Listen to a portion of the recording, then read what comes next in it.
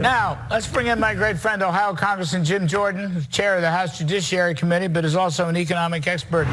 Jim Jordan, yeah, and you want to talk about the economy, and I know you're very good at it. So you heard this report. Here, even the IMF is criticizing us. I mean, there's not exactly supply-siders over there. You got this guy from Penn Wharton model, no supply-siders there.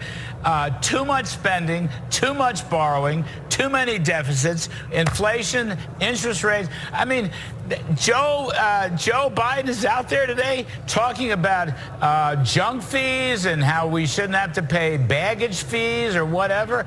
If I had any hair, I'd be pulling it out, Jim Jordan. What am I? This Bidenomics thing, it ain't working.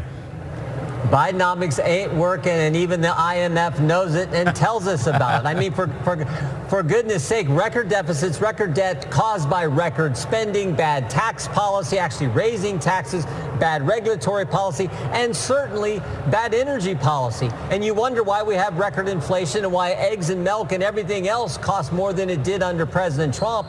It's because of Bidenomics.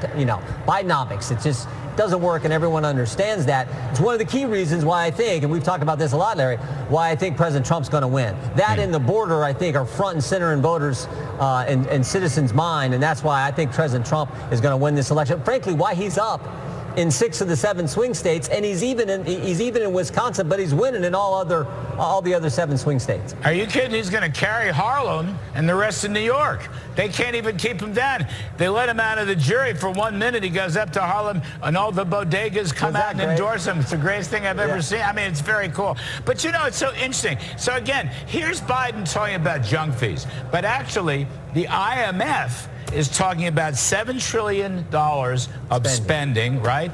And the equivalent number of deficits. And now the borrowing story is moving towards $35 trillion. It's on its way to $50 trillion, according to the CBO 10-year baseline. So no, people can't afford to live in the Biden economy. Prices up 20% under Biden, 19.8 or whatever the CPI is. Wages up less than that. They have an affordability crisis, and no one in the White House wants to address it or be honest about it or deal with it. That's what's so incredible to me. Yeah.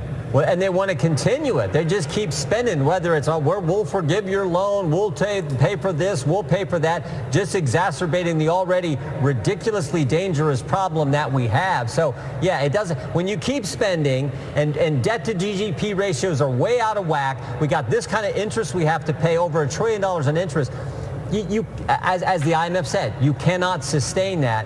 Again, when we had President Trump, real wages and your tax policies and President Trump's tax policies, real wages were up for across the population, all demographics in our population. Real wages were up, real income was up, more take-home pay, prices down. I mean, it was humming along.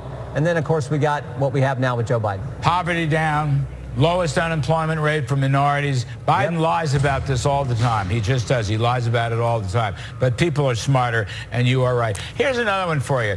This latest tranche of student loans, whatever it is, election year vote buying, this Penn Wharton model came out yesterday, Jim, or the day before, and said the student loan cancellations will cost $500 billion. $500 billion. $500 billion. Now, I know it's unconstitutional, and I know it's illegal, but that's what Biden's trying to do. He disregards any parameters of reasonableness. He's not fighting inflation. He's just trying to buy votes. Right, trying to buy votes and exacerbating the problem that we just talked about, but also it's just morally wrong. How about the people who did pay for their education, the families who paid for their son or daughter's education, or that individual who said, I'm going to work my way through school. I'm going to go a longer time and work my way and pay for it myself. Or the one who skipped going to higher education and went to trade school or started their own business, for goodness sake. How is it fair to them? So there's the economic cost, what that does to our country, our economy, and to the budget. But there's also the moral cost. It's just morally wrong to do that when other people made other decisions and paid for it. So, all right, let's just a couple more things. First of all, Speaker Johnson was on the show last night. He went through his paces about the new foreign funding bill attached with a border bill. What do you make of it, Jim Jordan? Can this package get through?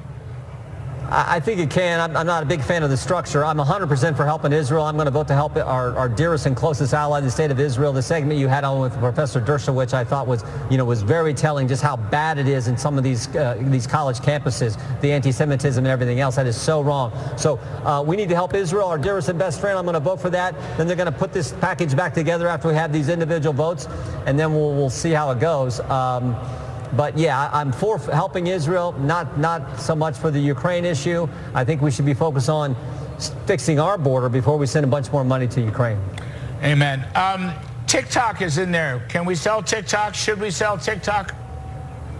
I voted for the bill when it was here, and I got to tell you, Larry, I walked to the floor, and it was a tough call because we've had so much of this Congress where we focused on the censorship effort and what government was doing, pressuring tech to take down speech.